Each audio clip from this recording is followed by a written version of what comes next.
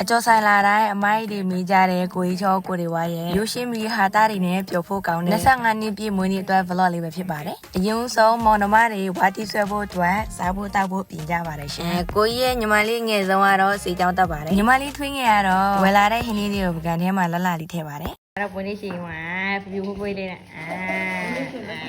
နောက်မင်းရှင်ညီမလေးပြောင်းအဲ့တော့ပွင့်လေးရှင်ညီမဒီဘက်လက်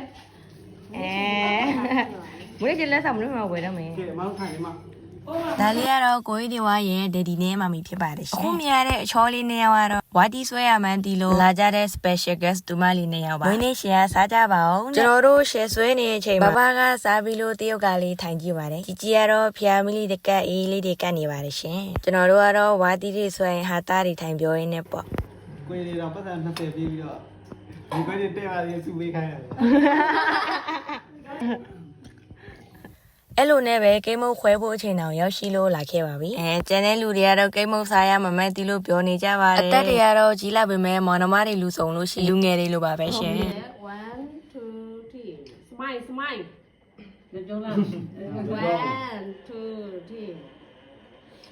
okay Happy birthday to you ဝါ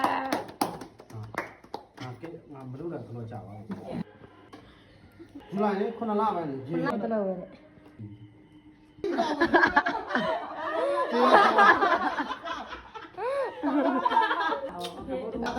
ဥပောက်ရှင်ပောက်သွားမှာချစ်ကိုကြီးကိုလိုက်ရဲ့မွေးနေပါကိုလက်အသက်35နှစ်ပြည့်မွေးနေပါ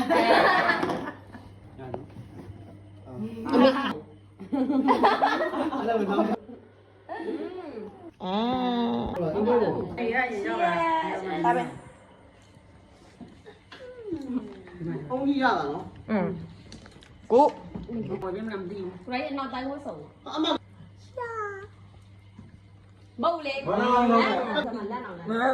ငါမလောက်တော့ဟိုဟာ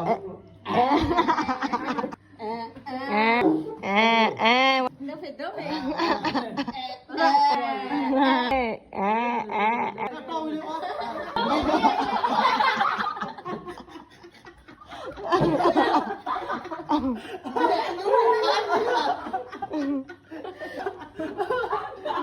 ဒီလိုနဲ့ပဲကျွန်တော်တို့အချိန်ကုန်လို့ကွန်မန်တာကိုမတီးလိုက်ပါဘူးအိမ်ပြန်မို့ချိန်အောင်ရောက်လာပြီရှင်မွေးနေ့ပွဲလေးပြီးတော့တူတူပိုင်းကိုတင်ကြပါတယ်ជីជីရဲ့ဖျားအိုးစင်လလလေးကိုလည်းရိုက်ခဲ့ပေးအောင်ဆိုလို့ရိုက်ခဲ့ပေးခဲ့ပါတယ်ရှင်ဒီနေ့ဗီဒီယိုလေးကတော့ဒီလိုပဲပြပပပြီးဆုံးသွားခဲ့ပါတယ်ရှင်မွေးနေ့ရှင်ကိုတို့ကလည်းရောင်းတပြားမြေကွက်တိုင်းအောင်ပြီးတော့ရုပ်လည်းဒီထက်မကချော်ပြီးတော့ရုပ်ချောကမာလေးနဲ့လည်းပြန်တွေ့ရပါ